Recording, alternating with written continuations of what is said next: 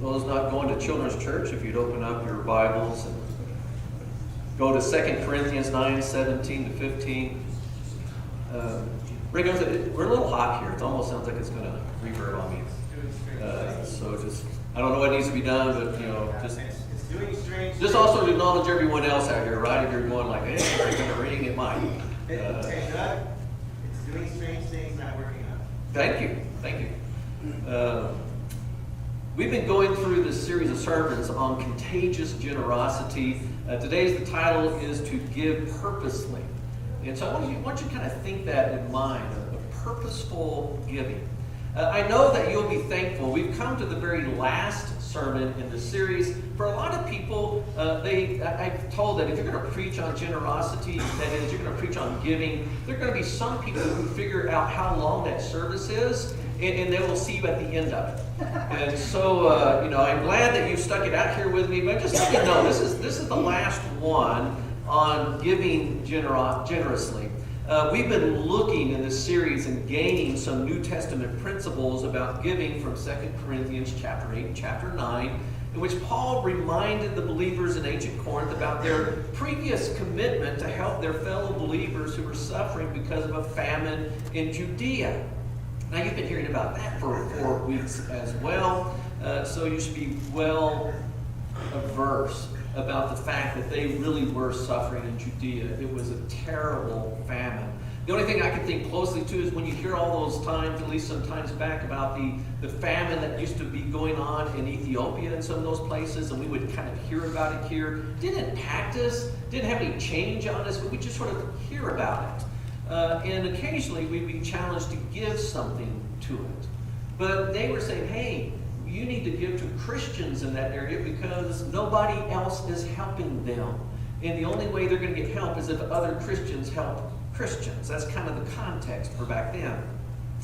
We have learned from Paul's letter that these ancient believers in Corinth first gave to the Lord, and then they gave toward this relief effort. How they gave from their own desire rather than being required to give. How they gave according to their ability and not from some unrealistic amount. How their giving was an expression of true fellowship, of koinonia. How their giving was from the heart, made with enthusiasm and done with transparent accountability. How they gave without a desire to gain from that giving in some way or another. How they were blessed by God to be a blessing. And today we're going to look at how their giving was purposeful, cheerful, and liberal. I know that not many of you like the idea of being a liberal, but when it comes to giving, you can be known as a liberal. A few years ago, I got a call from someone who needed a hotel room, and they particularly called and said, I need a king-size bed in my hotel room. And I just need it for one night.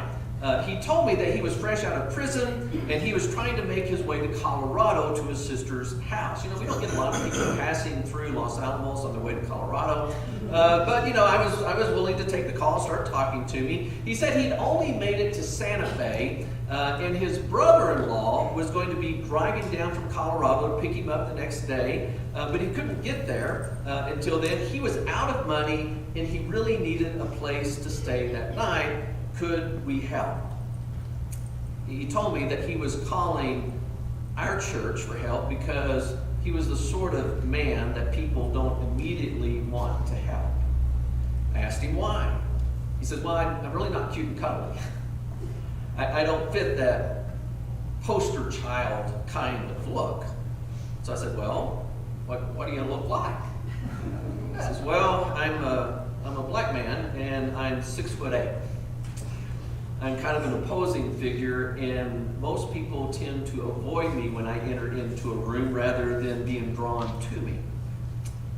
He told me that he was specifically calling an independent Christian church, so he wasn't calling down the list of churches from the phone book and just picking us out of the blue.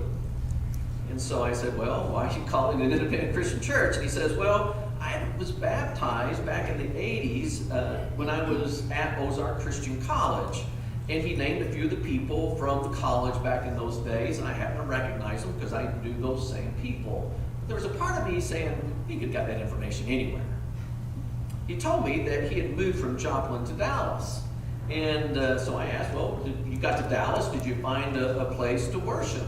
He said, well, yeah, I went to Valley View Christian Church. And I thought, I got him now. I went to Valley View Christian Church when I was a student at Dallas Christian College. We're going to see if this guy's really telling me the truth or not.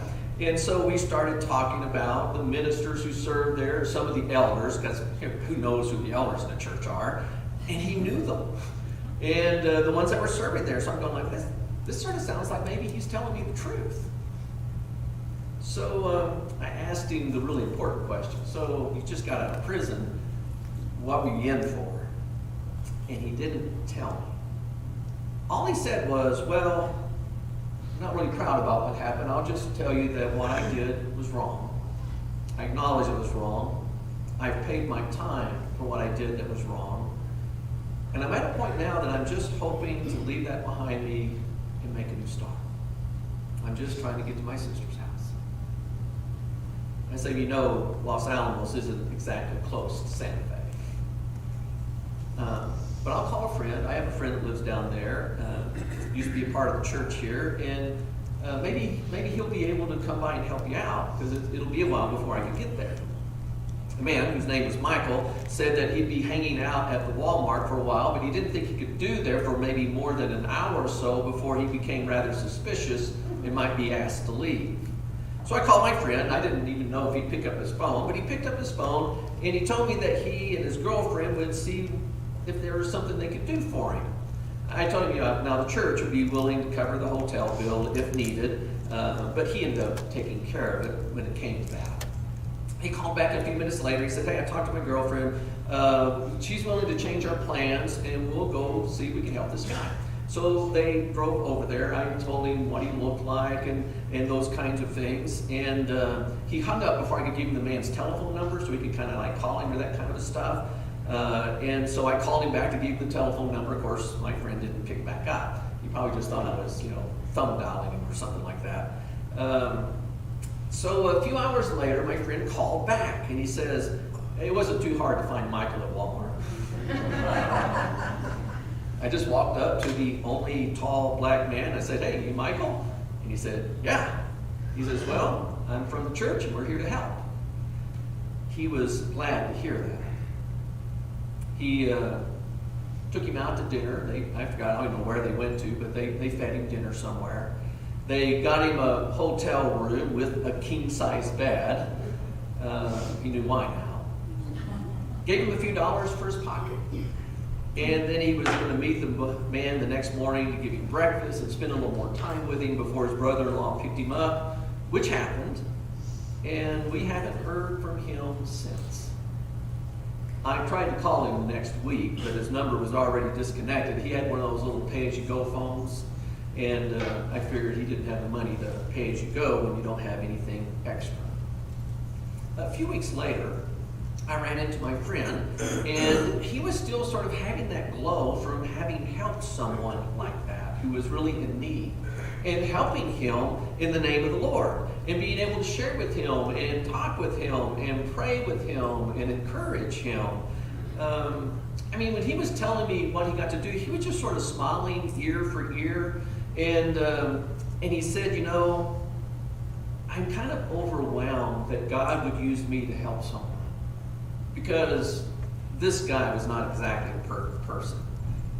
Those of you who might be guessing who he is knows that he doesn't always do things that makes everyone around him happy. He's got some problems. But he is trying to get his life a little more in line with God's ways. And one of the things that gets us more in line with God's way is being generous.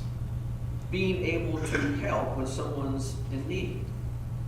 You've probably got stories of your own of whenever God used you, the unlikely Santa Claus, that comes in to help someone in need.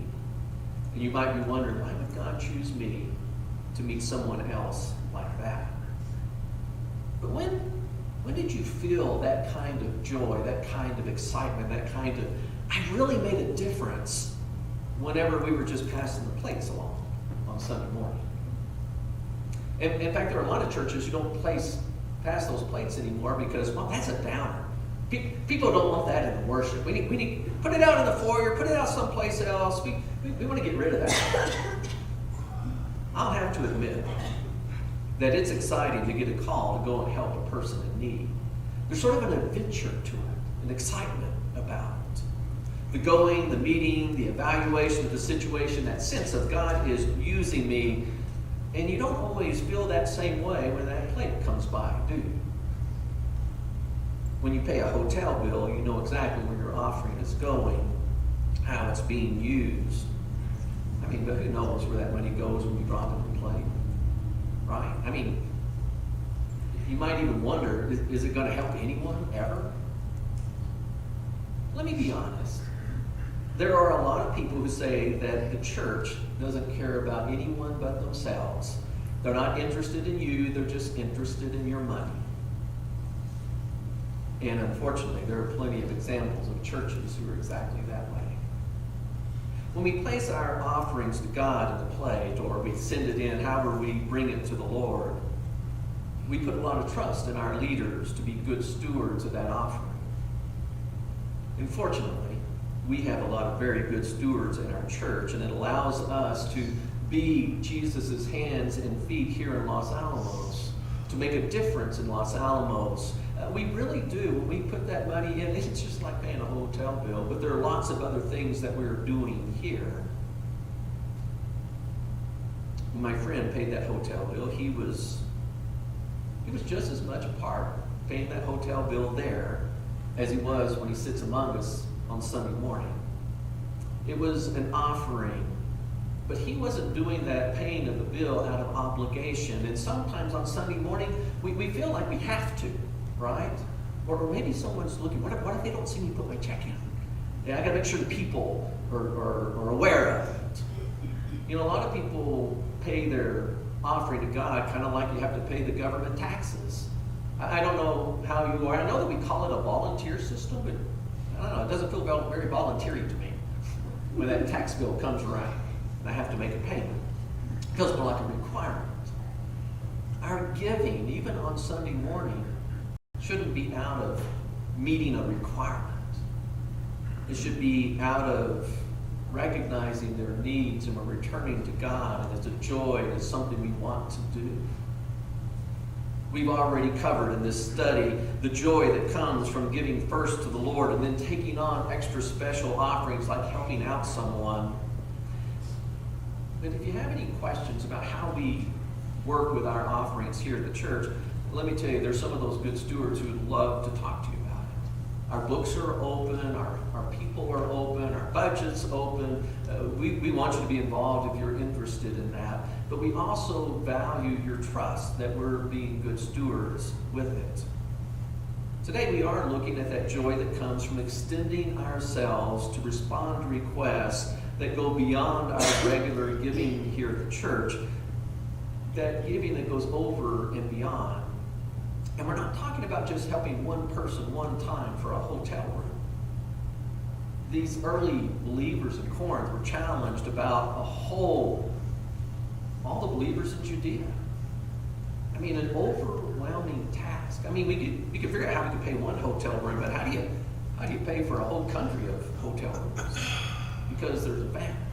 It's more than what we could ever possibly do on our own. Because we already give on a regular basis, sometimes we have to deal with that attitude that wells up uniquely in those of us who attend church. We have to deal with that attitude whenever we're presented with a need that says, well, I've already given. I know you're in need, but you know, I go to church and I give to the church, so I've already helped. You know, our church is helping people, so you know, don't bother me. You know, I can only do so much. We have to deal with that attitude that rises up and that prevents us from responding to genuine requests. And sometimes we need to get past that criticism of saying, is that a real need? Is that a real need? Is that a real need? Is that a real need? And just say, you know what? If they say they're hungry, let's figure out how to get some food. If they say they're hurting, they have this need, how can we take care of that? Paul told the believers in ancient Corinth that when they do what they had previously decided to do in their hearts to do in regard to a request, that it would result in cheerful giving. Paul said that they were to do what they had purposed, what they had decided in their hearts. The Greek word means to take from before. To take from before means you already have something there. And I want to use a football illustration. I know that most of us aren't sports kind of people, but I want to use a football illustration. You've seen football games, right? And the football team at some point, if they're the offense, they'll sort of huddle up. They'll get this little group, and they'll call a play. And then they'll go up to the line of scrimmage, and they'll all get in their places that they'd already decided in advance that they were going to do. And then they make the call, and finally the ball gets snapped, and then the play is run. They don't make up those plays in the huddle, if you didn't know that.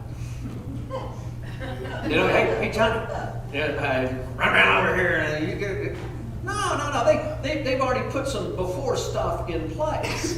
In fact, they put a lot of before stuff in place. They spend a lot of time with chalkboards, drawing out all kinds of cool diagrams. They go through times whenever they practice themselves to run certain routes or to block in a certain way or to be available. They put themselves in certain places. They study the opposition so that they can be ready for it. They have discussions. Then they have dry run-throughs. They practice on each other until they can get these things to work right. They make adjustments until they get it down. There really is a whole lot of planning and practice and a use of resources before that ball ever gets snapped. When it comes to responding to a request for help, we're supposed to respond to it from what we've already planned and prepared before in advance, so that we're ready to do it when the time comes. Can you imagine a football team that never had a practice, never had a plan? They just sort of showed up on the field and said, yeah, let's go.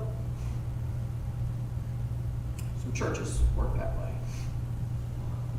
Part of your plan might be the same sort of plan that you make for a rainy day. You have rainy day plans, right? You know that eventually something is going to happen. I know a lot of people's rainy day plan is to pull out their credit card. But there are better ways. I mean, that kind of gets us through, but you got to pay that credit card off. You can use that credit card when you know you have the resources to pay off whatever you put on it. Kind of like we were challenged with Mother's Day. Hey, we want you to give and just put some stuff a little at a time until it fills up that bottle. And whenever it fills up that bottle, just bring it in. You're ready to give it because it's all filled up. There's a part of me thinking on, Steve, on your thing here is getting it all filled up and says, hey, now whenever somebody needs this stuff, it's all ready. And we can just give it to them cheerfully because it's ready to go. It's already collected. It's already in place. It's ready to be used. You might even make yourself more aware of the things that our church does to help people. We have a benevolence ministry. Our deacons are running that for us. We have money set aside for member support. We want people to be able to say, hey, if you're hungry, come by. We got God's Pantry. We'll give you something to eat. You need something besides food, we'll find a way to help you out there. You might even be thinking about, remember when we used to do those blessing bags at the church? Marcy and I were down in Santa Fe last night, and I saw lots of people at intersections. And sometimes you say, I'd like to be able to just give something to them. But usually when you pull up, you're not prepared to do so. But what if you had a plan in advance? What if you took a gallon baggie and you put some stuff in it, and you put it in your car, not in the trunk because you'll never get it back out, but you put it in your car because you knew you were going to go to Santa Fe, so that when you saw one of those people, you were already really, and you could be cheerfully, hey, here, I got this for you. Maybe you'll put a little gospel in it or something. You don't need to wait for the missions team to build a bunch of bags and give them to you. All you got to do is take a gallon bag, you go to your pantry and just put some stuff in it. If you don't have stuff that would be good for someone on their knee, just go next time you go to the store, buy some stuff that would go in one. It's okay to plan in advance. It's okay to have a purpose in your heart so that you can give from it. You don't have to do things at the last spur of the minute to think that God is in it. I don't know if you've noticed this about God, but he plans in advance. I mean, a long time in advance. Sometimes hundreds of thousands of years in advance. I like the Greek word that Paul used that gets translated into English as cheerful. It's the word Halarious. It sounds a whole lot like the word that we use in English, hilarious, right? Only the word in Greek doesn't quite really mean that, what we use it in English. This word is a hapaxlomagana. I want to say that word because it just means it only shows up once in the New Testament or the writings. It only shows up one time in all of Scripture, and it's in our verse. It does show up one other time in the Old Testament in the Greek translation, so it can be a Greek word in the Hebrew of the Old Testament. And so it only shows up one time there as well.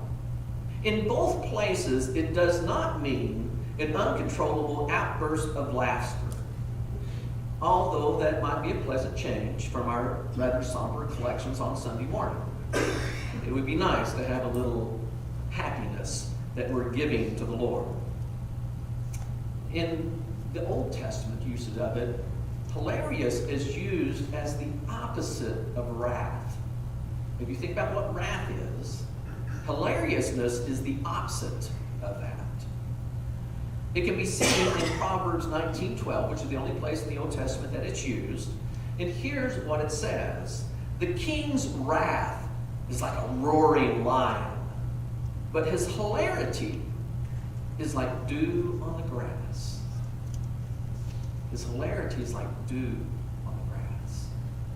If you're going to translate hilarity into some English word in the Old Testament, and it's going to be this dew on the grass, you might translate it as his favor, or his grace, or his benevolence, or his mercy, not an outburst of frivolity. And the Apostle Paul, one of these ancient believers in Corinth, to understand that they were sort of in the kingly position. They could be dishing out wrath, but they could be dishing out hilarity. Paul states plainly that God loves a hilarious giver.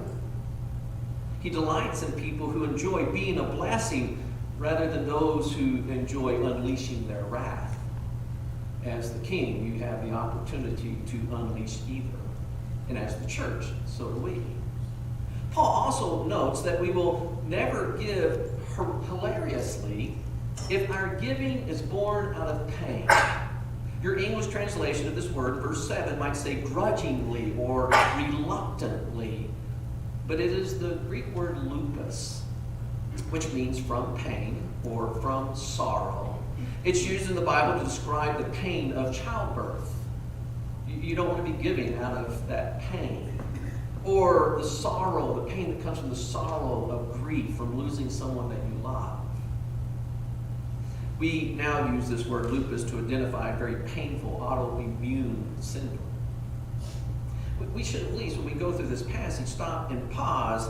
How could my giving to help someone in need ever be from pain or sorrow? Some people have a strong connection to their hard-earned money. They can barely spend it on themselves, much less give it away. And to give it away, even to a fellow believer, even for a real earnest need, even from people who are suffering from a famine, could be hard for them. It could be almost painful to part with that money. The church is not to be that way. We are not to give from pain. We are to give from joy and the delight of being able to help and the recognition that God has given this to us, and it's not mine, but I get to pass it on. Paul also warned the believers in ancient Corinth that they were not to feel that they were being coerced into giving. We've talked about this before in the study, but Paul brings it up again, so why?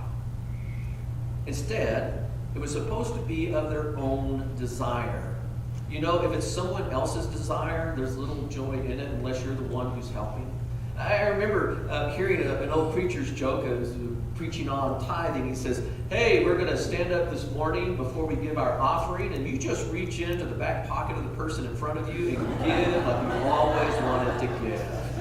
Right? You know, I hear you now. I hear that hilarity. Man, I'd love to give that way. Man, if I just had his money. But let me tell you, God has given you enough to give. You don't need anyone else's money to give cheerfully. You just might need to let go of what God has given you a little bit more easily. Since we've really covered this idea of being obligated and being under an obligation to give, I'm going to move on. But I think every time we give an offering, it should be a free will love offering. Churches used to use that term. We're going to give a free will love offering. And they're like the other ones weren't. But it should be from the heart. And I think that's what Paul was trying to talk about. When you read these verses, and I hope that you take time to really study through them, I hope that you come away from it with the idea that Paul does not want the believers in ancient Corinth to be robbed of this good feeling that comes whenever we share with those who are in need or when we give to God. A part of that good feeling is being reminded that God is the one who supplied everything they had to give. The truth is you can't give to help someone else if you don't have. And the only reason that we have something is because God has provided it for us. It's not because you earned it and you're so good. It's because God has given it to you. To support this understanding that God supplies not only enough, but everything that you have, he quotes from Psalm 112. It's sort of an odd quote when it's sort of hanging out there by itself. He scattered abroad, he gave to the poor, his righteousness endures forever. The his is in reference to the person who's giving, the righteous person. It comes from a psalm in which David is talking about there's this righteous person, and you can tell he's righteous not because of the clothes he's wearing, not because of something else. You can tell because he scatters abroad. He's a person who is generous to all kinds of people. He's a person who's known for giving to the poor. His righteousness, his doing what is right, endures. That is, long after he's gone, people are going to remember. You remember that guy that used to always give stuff away? Man, I wish he was around. Generosity is to be a characteristic of those who are righteous, who are doing the right thing, who are following God, who are living in his ways, who we would say who are following Jesus. If you're following Jesus, you're going to be one of these people who are generous. May it be said of you, as did David of this righteous person, that you have shared from what you've had with those that are in need. That would be kind of a nice moniker on your tombstone. In verse 10, Paul went so far as to declare that God was working through his people to provide those who are in need. Paul reminded them that God supplies seed to the farmer and how it is God who makes that seed grow, although that's implied.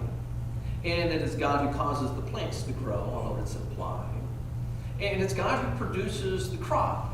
That's implied as well. And eventually that crop gets used to make bread. He includes that part from that crop. And that bread is what's shared with the hungry. Paul wanted these ancient believers to understand that their abundance was really just an expression of God at work in their lives at every step along the way. He's the one who multiplied the seed. Why did you have so much seed to put in the ground? God provided it. Why did it grow like it grew? Well, God provided for that too. They were, because of God, that proverbial person who could be the righteous one who gave away, who could scatter, who could give from their abundance because of what God has done. The believers in ancient Corinth really were blessed financially so that they could be a blessing to those who have not been blessed, those who are suffering in Judea. So let me remind you that Paul did not say that they were to give because God magically dropped bags of gold out of heaven. He didn't say, I want you to give because you found the end of the rainbow and there really were pots of gold there, right? The righteous were blessed from what he revealed to us because they were people who followed God's ways, which include working hard, being accountable, being honest in your business transactions, being a good steward of what you've received. You ask any farmer, even those believing farmers who give God all the credit, and they'll say, man, that crop didn't just pop up by itself. It was work getting that ground ready. It was hard to plant. You don't know how many hours I spent out there to make sure the water was on top of it and the weeds were not in it and the chemicals that we had to put on it to keep the bugs away. You don't know how much time and effort and hard work went into that. Praise be to God, He's the one who gave the crops. It's all His glory. We need to understand that really is God who gives us everything. When we live by God's standards, He who supplies the seed to the sower of bread for food, that's just a reference to who God is. You know, sometimes we need to just quit calling Him just God and say, hey, the God who provides, the God who gives seed to the sower, that's the God I worship. The God who gives bread to those who are hungry, that's the God I worship. He's going to supply and multiply our seed for sowing, thereby increasing the harvest of our righteousness. And this righteousness He's talking about there is that righteousness that is evidenced in doing what is right by helping those who are in need. If we don't follow His ways, we probably won't receive that supply and we won't be able to bless others. You should expect God to supply you with enough to share with those in need. But how much do you need in order to be able to share, to be able to give? I mean, if you were to take your worksheet out and you were to work through it and you're putting your budget together, I mean, how much would you really need in order to finally get to that line that says church or God or someone in need? Remember that old widow that we often talk about? How much did she need? Copper coin. How much do you really need to be generous? Or maybe you just need to be generous with what you have. The ancient believers in Corinth had, but they weren't prepared to give. They wanted to give. Remember that whole part of the story? They wanted to give. They were committed to give. They had, but they hadn't put a plan in motion. They hadn't taken a jar and started putting stuff into it. So by the time it came to giving, it could be a joyous event rather than this difficult one. But when they got their act together and their gift of that relief effort was finally made, Paul was confident that those who would receive it, it would produce not only help and bread for them to eat, but it would produce a harvest of thanksgiving to God. We often talk about the fields that are ripe for harvest, those lost people who need to be saved. But there's also another harvest out there. There's a harvest of thanksgiving that comes from the lips of those who receive help from those who are in the church. Paul was also convinced that not only would the thanksgiving go to God, but there would also be this thanks to the believers in Corinth who were obedient to their confession of the gospel of Christ. That's a tough one. Are you obedient to your confession of the gospel of Christ? Has it made a difference in your life? Have you become that generous person?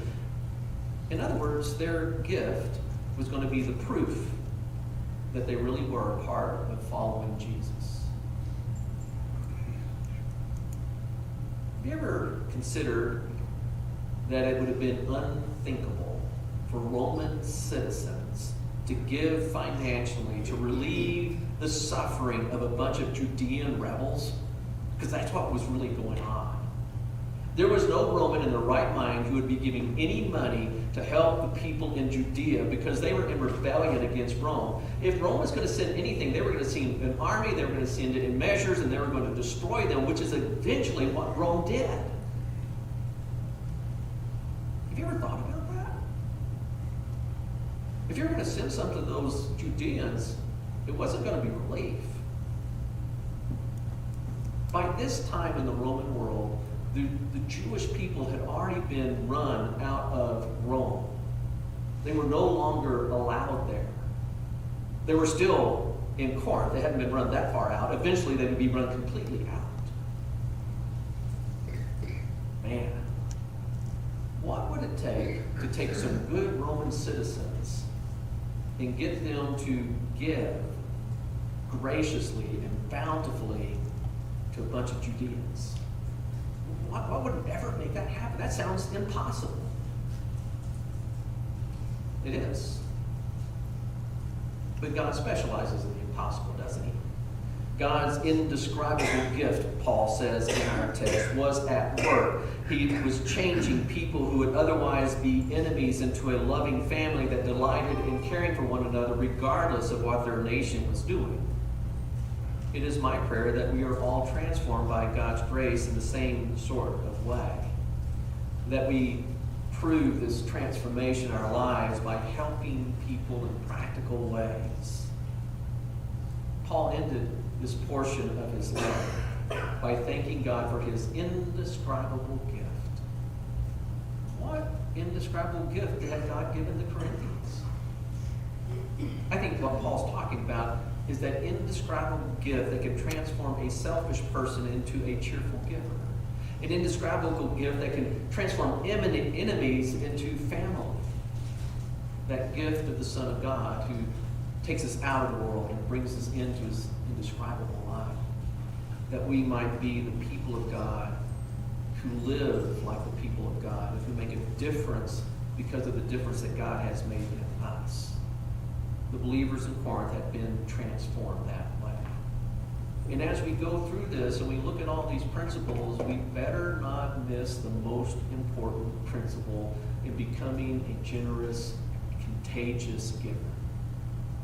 You have to receive the generosity of God. You have to let him transform your life. And then as you follow him, to be like him, you're going to act like him. You are going to give with generosity. We have a invitation that we're going to use. Invite the worship team up here this time. If you've been struggling, then maybe it's time to make sure that God's really your Lord. That you are right in a relationship with him. And then perhaps then, instead of counting the cost and wondering whether you can afford, you'll be one of those peoples that God uses to just give abundantly from what he has already given you. Would you please stand?